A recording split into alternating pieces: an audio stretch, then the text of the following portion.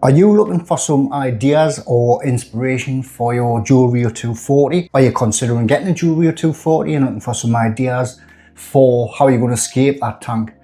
Well, you're in the right place, so enjoy this video. See you soon. Hello, Geordie Escape here, and over the years I've escaped many Juwel 240s because it is such a popular aquarium. So what I'm going to do in this video is show you some of the aquariums I've actually escaped over the years, and hopefully it'll give you some ideas or give you some inspiration for some escapes you'd like to create in your Juwel 240.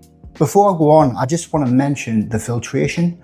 You'll notice in the escapes I've done that I've removed the actual internal filtration that comes with the Juwel 240. How many times am I going to say Juwel 240? There is a video of me actually showing you how to remove that filtration housing, and I'll leave the link in the description if you want to check that out if you're wondering how I did that. And you also notice I've got different lighting in different tanks. In the old setups I've done, I've used really inexpensive lights, which I'll be honest, I wouldn't recommend because they did break, they were faulty as time went on. So it is worth investing in the more expensive, better quality lights, like the ones I've got in this one. Again, there's a video on that. I'll leave a link in the description on the light I use on this particular setup. And the good thing with these lights, you can actually leave the hood on, because you'll notice tanks in the past, I have had to remove the hood to use the lights I was using. But like I say, wouldn't recommend them ones. Cheap, inexpensive, and they didn't work very well. So yeah, that's just to cover that. So we've got 5 AQUASCAPES in the Juwel 240. Different colours, different ones I've had in the past, but all the same aquarium. So what I'm going to do is list those 5 aquariums, and I'll actually number them from my least favourite to my favourite. So if you guys can leave in the comments below your personal favourite, be really interesting to see what you think.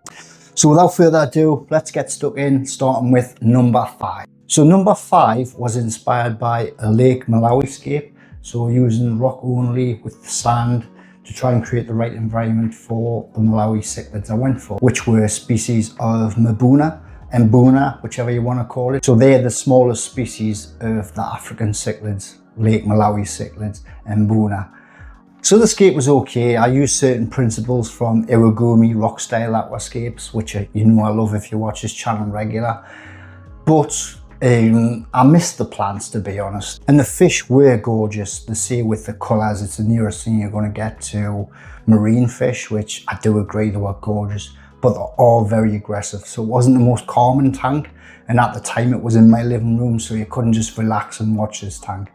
They're wicked, and they're always fighting and scrapping with each other. So wasn't really for me. And like I said, I missed the plants. But it was nice to try it, and I did enjoy it for a while. It was nice to learn about African cichlids. But yeah, that was my least favourite one I've created. Next, we'll go on to number 4. So number 4 was an Amazon inspired aquascape. Yeah, I wanted to create a scape for some angelfish, Amazon style, using Amazon swords. So I did create that scape, and I thought it was okay, but the end product wasn't like I imagined in my head. I used stones. I wasn't 100% sure I wanted to use this just because I had them. I used them. I detailed with stones I didn't really want to detail with. So I used what I had, and I wish I had waited out and got the materials I wanted. So the Amazon style with loads of swords and the angelfish, which were gorgeous fish, yeah, wasn't my favourite. So that's why it's number 4 in the list. Next up, we'll have a Congo African style setup. And I really did like this one. This was an island composition. So I created this for the Congo tetra, which is an absolute gorgeous fish. And I have to say, I think that's one of my favourite fish I've ever kept. But there is one thing that annoyed us. It did nibble at the Anubias leaves. Those little nibbles in the Anubias that I was noticing. And that's what it was. I actually caught a couple of them in the act, and I thought, you've been nibbling those plants. So yeah, it was an island style aquascape using all plants that originate from Africa. So we had Bulbitis in there, we had the Anubias as I've mentioned, we had a Crinum in the backdrop.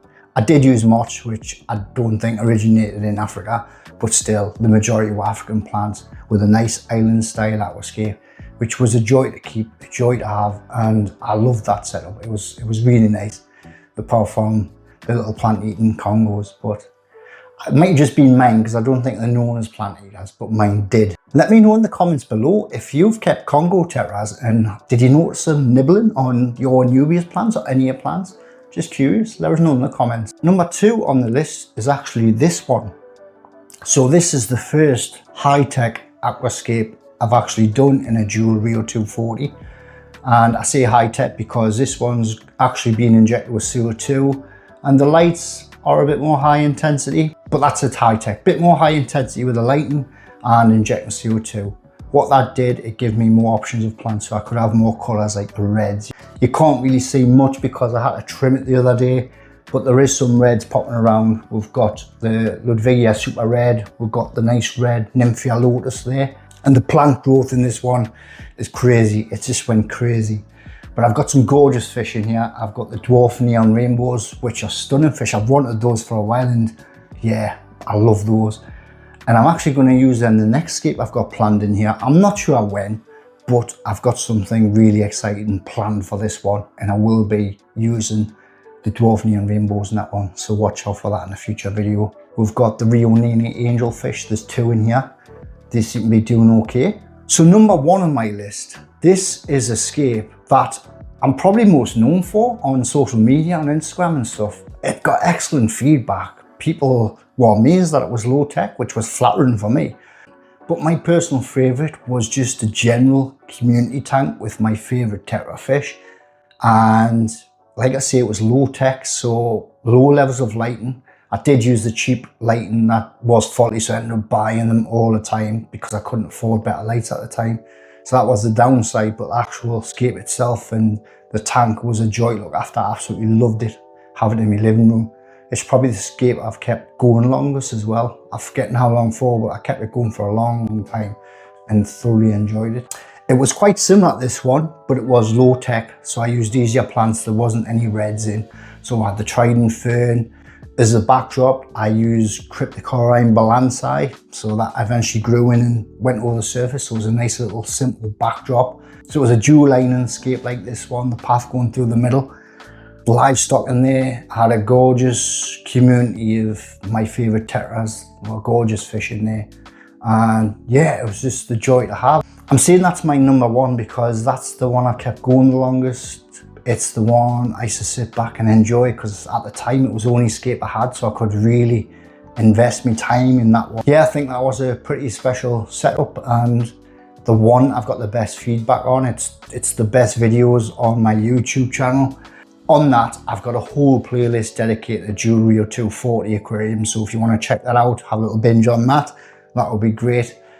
And yeah, nice aquarium that was. As I was saying earlier in the video, it would be great to get your comments on your favourite one. So just to refresh, number 5, my least favourite, was the Malawi.